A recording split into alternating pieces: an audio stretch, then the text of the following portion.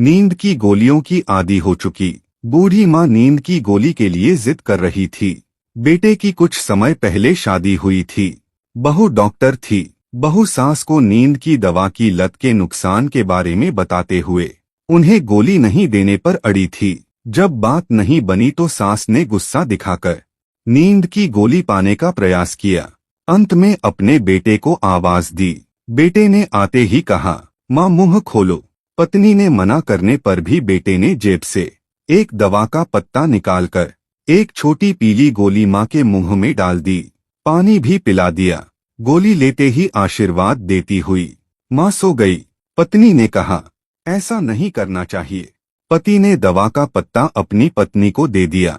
Vitamin की गोली का पत्ता देखकर पत्नी के चेहरे पर मुस्कुराहट आ गई। धीरे से बोली, आप माँ के साथ चीटिंग करते हो।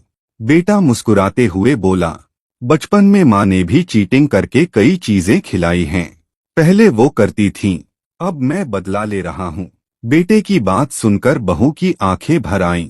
उसने हल्के से कहा, सच है, माँ का प्यार भी तो हमेशा इसी तरह की छोटी छोटी चीटिंग से भरा था। कभी कड़वी दवा में शहद छुपाकर पिलाना, कभी सब्जी में छिपाकर दाल खिलाना। वो अपनी सास की तरफ देखने लगी, जो अब चैन की नींद में सो रही थीं। चेहरे पर संतोष और मासूमियत थी, जैसे कोई बच्चा सुरक्षित माँ की गोद में सो रहा हो। बहू ने धीरे से बेटे का हाथ पकड़ लिया। दोनों की आंखें नम थीं, लेकिन दिल में एक अनकही खुशी थी कि आज उन्होंने माँ को सिर्फ दवा ही नहीं बल्कि प्यार और सुकून भी दिया है।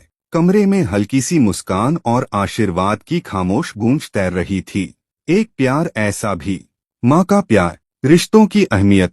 अगर ये कहानी आपके दिल तक पहुंची हो तो चैनल को सब्सक्राइब कीजिए ताकि अगली कहानी सीधा आपके दिल तक पहुंचे।